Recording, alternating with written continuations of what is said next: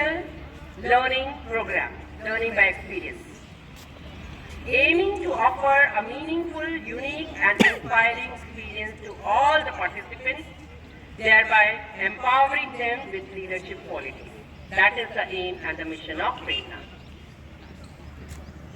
Prerna is driven by a strong commitment to integrate principles of Indian education system and philosophy of value-based education, which is the cornerstone of National Education Policy NEP 2020. Today when we are celebrating Prerna Utsav, this Prerna program, it is a week-long residential program actually for the selected students of class 9 and 12 for different activities that are leading to experiential learning and innovation. It is an experiential and inspiring learning. आदरणीय प्राचार्य महोदय, उप प्राचार्य महोदय, मुख्याध्यापक sir एवं विद्वान शिक्षक साथी एवं प्यारे बच्चों, सभी को सुप्रभात, नमस्कार। प्रेरणा उत्सव एक कार्यक्रम जो भारत सरकार के शिक्षा मंत्रालय द्वारा विद्यार्थियों के अनुभव पर आधारित एक शिक्षा कार्यक्रम है, जिसके अंतर्गत विद्यार्थी इस भारत देश के विकसित भारत जिसकी संकल्पना को लेकर बड़े हो रहे हैं। तो हमारा विकसित भारत जो देश है, हम इसको और किस तरह से समृद्ध कर सकते हैं और विश्व में हमारे भारत देश के बारे में, इस विकसित भारत के बारे में हम और क्या जान सकते हैं और क्या इस विश्व में हम बता सकते हैं, इससे संबंधित ये कार्यक्रम दिया गया है। मैं इसके बारे में संक्षेप में कुछ बता देता हूँ। प्रेरणा भारतीय शिक्षा प्रणाली के सिद्धांतों और मूल्य आधारित शिक्षा के दर्शन को जोड़ने की गहरी प्रतिबद्धता से प्रेरित है, जो राष्ट्रीय शिक्षा नीति NEP 2020-2020 की आधारशिला है। कक्षा 9वीं से 12वीं के चयनित विद्यार्थियों के लिए जो आप सभी रजिस्ट्रेशन करते रहेंगे, वे एक सप्ताह के लिए हमारे भारत देश के सबसे प्राचीन शहर जिसका नाम एक है वड़नगर, जो 1888 में गुजरात के मेहसाणा जिले के वड़नगर में स्थापित वर्नाक्यूलर स्कूल से प्रारंभ होगा। यानी कि जो बच्चे इसमें सिलेक्ट होंगे, वे विद्यार्थी एक सप्ताह का जो कार्यक्रम रहेगा उसमें वहां पर जाएंगे, जिसमें वे उस शहर के जीवंत शहर जिसने भूकंप, प्राकृतिक आपदा, चुनौतियां आदि अनेक समस्याओं से विजय प्राप्त की है और इस विश्व में इस प्राचीन शहर के रूप में अपने आप को स्थापित किया है और प्राचीन विरासत स्थलों और स्मारकों का घर है, जो प्रारंभिक ऐतिहासिक काल और आधुनिक समय से बसे हुए हैं। वहां पर जाकर के विद्यार्थी इस प्रेरणा उत्सव कार्यक्रम के अंतर्गत और बहुत कुछ जानेंगे। इसमें आप क्या क्या सीख सकते हैं? यदि आप विद्यार्थी जो चयनित होंगे, वे विद्यार्थी 9 मूल्य आधारित विषयों पर अपने आप को सुदृढ़ बनाएंगे। ये 9 मूल्य आधारित विषय कौन से हैं? पहला है स्वाभिमान और विनय। आप स्वाभिमान और विनय के बारे में बहुत कुछ जानेंगे। शौर्य और साहस, परिश्रम और समर्पण, करुणा और सेवा, विविधता और एकता, उसको लेकर के वे फिर इस समाज में आएंगे और समाज में जो अलग अलग छात्र हैं, समाज के लोग हैं, उनके साथ संलग्न होंगे और उन्हें भी गतिविधियों जो वहां पर वे सीख के आएंगे उनसे प्रेरित करेंगे, उन्हें बताएंगे और इस भारत देश को विकसित भारत के रूप में बनाने के लिए और अच्छे से सुदृढ़ करने के लिए इस समाज को प्रेरणा देंगे। ऐसी इस विषय की थीम रखी गई है। अब हमारे सामने बार बार एक विषय आ रहा है, विकसित भारत। आज जैसा आपने सुना भी, प्रेरणा उत्सव के अवसर पर हम लोग यहाँ बैठे हैं। ये प्रेरणा उत्सव क्या है, आपको समझ में आ गया कि एक ऐसा कार्यक्रम है जिसके अंदर आपके कई मूल्यों को विकसित करना है और उसमें अभी आपने देखा कि 9 पॉइंट्स हैं। इन पॉइंट्स के अंदर बच्चों के अंदर ये गुणों को विकसित करना है। एक बात स्पष्ट है, जितने भी कार्यक्रम हो रहे हैं, ये सभी कार्यक्रम चाइल्ड फ्रेंडली, चाइल्ड सेंटर्ड है, छात्र केंद्रित हैं। आपके विकास के लिए सभी कार्यक्रम हो रहे हैं, चाहे NEP हो, चाहे राष्ट्रीय एकता उत्सव हो, चाहे अभी राष्ट्रीय प्रेरणा उत्सव हो, ये सभी चाइल्ड फ्रेंडली और चाइल्ड सेंटर्ड है। सबसे महत्वपूर्ण बात ये है, अभी हम लोग आज़ादी का अमृत उत्सव मना रहे थे, 75 साल की आज़ादी का। फिर इसके बाद अभी हमारा अमृत काल चल रहा है, आज़ादी का अमृत काल। आजादी का अमृतकाल कब खत्म होगा बताइए? 2047, 2047, यानी अभी ये जो 25 वर्ष का कालखंड है इसका नाम है अमृतकाल।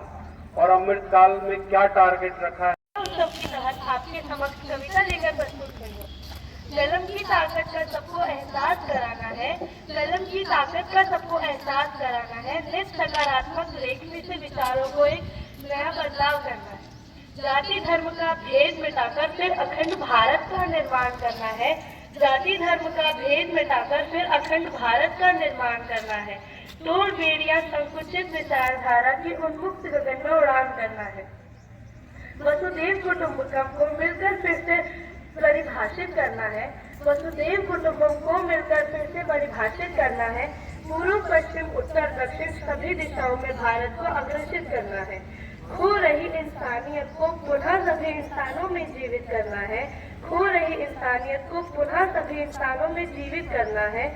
एकजुट हो सब बड़े संघ के साथ एक ऐसी कड़ी को निर्मित करना है। दूर हो भ्रष्टाचार, भारत से कुछ ऐसा मिलकर प्रयास करना है। दूर हो भ्रष्टाचार, भारत से कुछ ऐसा मिलकर प्रयास करना है। सत्य, अहिंसा, सदाचार, परोपकार का हम सबको मिलकर पालन करना है।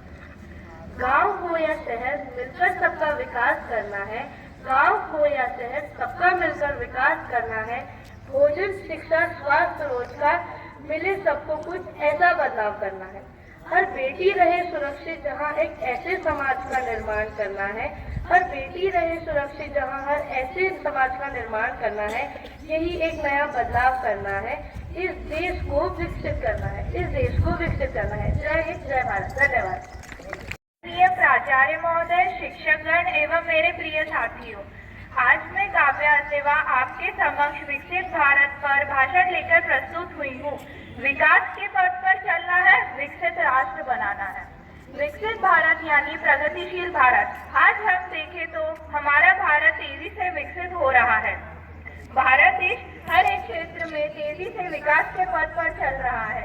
आज हम बात करें भारत देश की आर्मी के बारे में, तो हमारा भारत देश की आर्मी में कई ऐसे शस्त्र उपलब्ध हो चुके हैं जो वास्तव में किसी भी दुश्मन का सामना करने के लिए तैयार है। यह सब हमें विज्ञान ने उपलब्ध कराया है। भारत देश विज्ञान की ओर तेजी से प्रगति कर रहा है। बात करें हम शिक्षा के क्षेत्र में, तो आजकल लोग घर बैठे ही शिक्षा प्राप्त कर रहे हैं। इंटरनेट के आधुनिक युग में बच्चों से लेकर नौजवान सभी शिक्षित हो गए हैं। लोग पढ़ाई करके अच्छी से अच्छी शिक्षा प्राप्त कर सकते हैं। जैसा कि हम सभी जानते हैं कि ऑनलाइन शिक्षा आजकल तेजी से फैल रहा है। ऐसे में भारत जैसा विकसित देश तेजी से इंटरनेट के माध्यम से ऑनलाइन शिक्षा को बढ़ावा दे रहा है, जिससे हमारा भारत देश हमारे। सुप्रभात प्यारे बच्चों। सुप्रभात प्यारे बच्चों। आदरणीय प्राचार्य जी, हेडमास्टर साहब और सारे विद्वान साथी और प्यारे बच्चे, प्रेरणा उत्सव एक ऐसा उत्सव है जिसमें आपको प्रेरित होना है। प्रेरित किसके लिए? अपने देश को समर्थ बनाने के लिए, विकसित बनाने के लिए और विश्व गुरु के पद पर आसीन करने के लिए। और यह तभी संभव होगा जब आप पूरे मनोयोग से अच्छी पढ़ाई करेंगे। अनुभव आधारित ज्ञान, चाहे कोई सा भी ज्ञान हो, अनुभव आधारित होना चाहिए। और अनुभव आधारित ज्ञान अपने आप में बहुत ही सटीक और बहुत ही प्रामाणिक होता है, जो जीवन के हर क्षेत्र में हमारा मार्गदर्शन करता है। तो भारत सरकार के शिक्षा मंत्रालय के अंतर्गत प्रेरणा उत्सव कार्यक्रम का आयोजन किया जा रहा है, जिसमें कक्षा 9 से 12वीं तक के बच्चे प्रेरणा पोर्टल पर जाकर अपने आप को पंजीकृत करेंगे। उसके उपरांत विद्यालय स्तर पर जो श्रेष्ठ बच्चे होंगे, जैसे कि निबंध लेखन प्रतियोगिता, काव्य पाठ प्रतियोगिता, भाषण प्रतियोगिता और चित्रकारी, तो आज वो इवेंट हमारे स्कूल में होगी और उसमें जो बेस्ट बच्चे होंगे उनका चयन किया जाएगा, यानी 3 लड़कियां और 3 लड़के, 3 boys and 3 girls will be participated at Zawar Navodaya Vidyalaya, Muranabad on 8 January 2024। तो वहां पर फिर से सभी बच्चों का पूरे जिले से, जो CBSE के स्कूल हैं, केंद्रीय विद्यालय हैं और जवाहर नवोदय विद्यालय है, राज्य सरकार के विद्यालय हैं, CBSE के स्कूल हैं, वो सारे बच्चे वहां पर जाके एकत्रित होंगे और वहां पे फिर से कंपटीशन होगा। प्रेरणा उत्सव के तहत एक कविता लेकर प्रस्तुत हुई हूँ। हमारा लक्ष्य है अब यह, उठे देश का जवान, स्वयं ही उठकर बनाना है दुनिया में अब पहचान। वृक्ष के समान ही निश्चल भाव रख डटे रहे सदा, बने सबका हम अहम, लिया है मन में ठान। जोश भरे ओज भरे सभी युवाओं को तैयार करे, सजाना है सभी जन को अब वसुंधरा का उत्थान। जो खंडन हुई जा रही है धरा, उसे भी बचाना है, देश के लिए तत्पर रहा अनाज उगाता हर किसान। जो कभी भी झुके नहीं, मंजिल से पहले रुके नहीं, भुला न सकेगा देश उन देशभक्तों का बलिदान। अग्निपथ पर भी चल पड़े हैं देश से कई वीर यहाँ, देश को बनाना है हमें अब सारे जग का गुलिस्तान। सुनो आप इसको भी, शिवा कहते हैं ये बात, सारे जहां से न्यारा है ये प्यारा हमारा हिंदुस्तान। हमारा लक्ष्य अब यह, उठे इस देश का हर जवान, स्वयं ही उठकर बनाना है दुनिया में अब पहचान, दुनिया में अब पहचान। जय हिंद, जय भारत।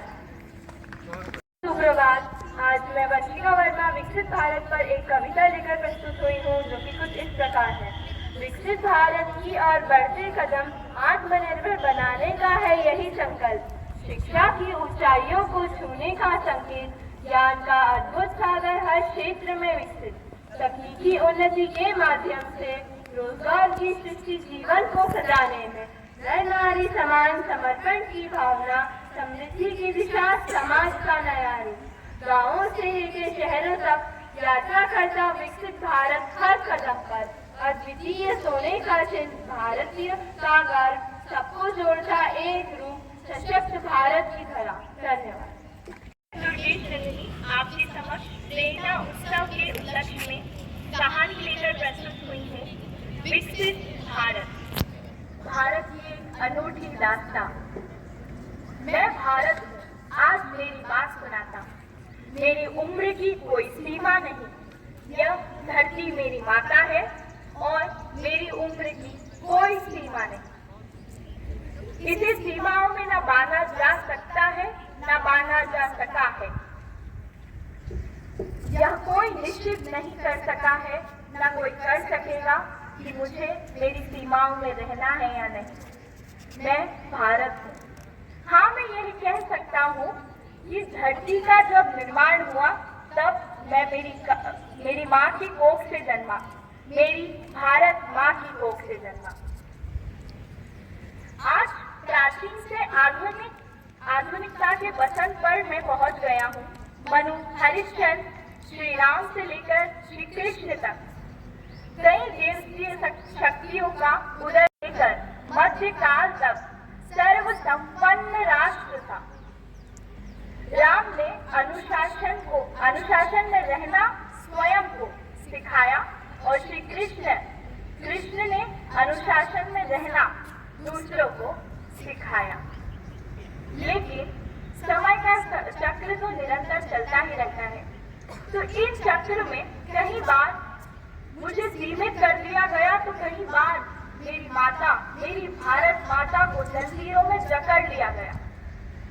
क्या मैं आप लोगों से पूछ सकता हूँ कि मेरी कोई सीमा है? हाँ, मेरी सीमा तो है, मुझे सीमाओं में बांधा तो गया है, लेकिन हमें आगे बढ़ना है और इस सीमा को विकसित सीमा के दौर पर पहुंचाना है।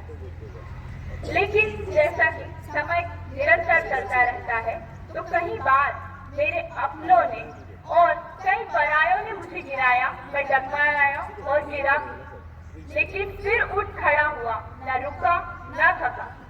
मैं आगे निरंतर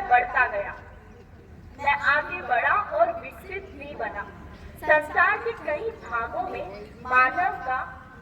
मानव की उत्पत्ति। Good morning everyone. I am Priyanshi Joshi and I am here to narrate a story on Viksit Bharat. In this living city of Viksit Bharat, where technology and tradition coexist seamlessly, a young innovator named Anya visioned dreams of bridging the gap between urban development and sustainability.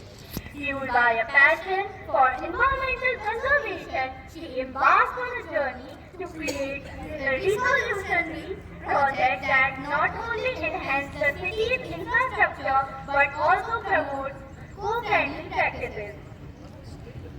Anya's vision begins to take shape. She collaborates with local communities, architects and engineers. Together, they design smart buildings with green rooftops harnessing solar energy power to city sustainability. मैं इसलिए आज कक्षा 9वीं की छात्री। मैं आज आपको विकसित भारत के बारे में कुछ बताऊंगी और उससे जुड़ी घटना भी बताऊंगी। हमारे सपनों का भारत, विकसित भारत। 1947 से अभी तक भारत में बहुत से विकास हो चुके हैं। भारत ने हर क्षेत्र में उन्नति की है, चाहे वह शिक्षा हो, तकनीकी हो, हर कदम आगे बढ़ते रहे हैं हम। आज भारत ने पूरे विश्व में पहचाना जा चुका है। विकसित भारत की एक घटना मैं आपको बताना चाहती हूँ। मैं एक अस्पताल में गई थी। वहाँ एक बुजुर्ग व्यक्ति थे जो बहुत परेशान थे। मैंने उनसे उनकी परेशानी का कारण पूछा तो उन्होंने बताया कि उन्हें उनकी पत्नी के इलाज के लिए पैसे चाहिए और उनके पास पैसे नहीं हैं। तो मैंने उन्हें ऑनलाइन पेमेंट के बारे में बताया तो उन्होंने उनके रिश्तेदारों से बात की और उनके पैसों की व्यवस्था हो गई और उनकी पत्नी का इलाज सही समय पर हो गया। फिर वह बहुत खुश हुए और उन्होंने कहा, डिजिटल भारत ने तो हर काम आसान कर दिया है। विकसित भारत की एक और घटना। मेरी दीदी दूसरे शहर में रहती है। वहाँ उन्हें एक जरूरी फॉर्म भरना था जिसमें उन्हें वो कागजातों की जरूरत थी। तो उन्होंने हमें फोन किया और कहा कि मुझे ये कागजात व्हाट्सएप कर दो। तो हमने उन्हें सेंड कर दिए। फिर उन्हें उनका फॉर्म भर दिया और उन्होंने का फॉर्म जल्दी से भरा गया। यह है हमारा विकसित भारत। हाथ से हाथ मिलाएंगे, भारत को विकसित भारत बनाएंगे। धन्यवाद।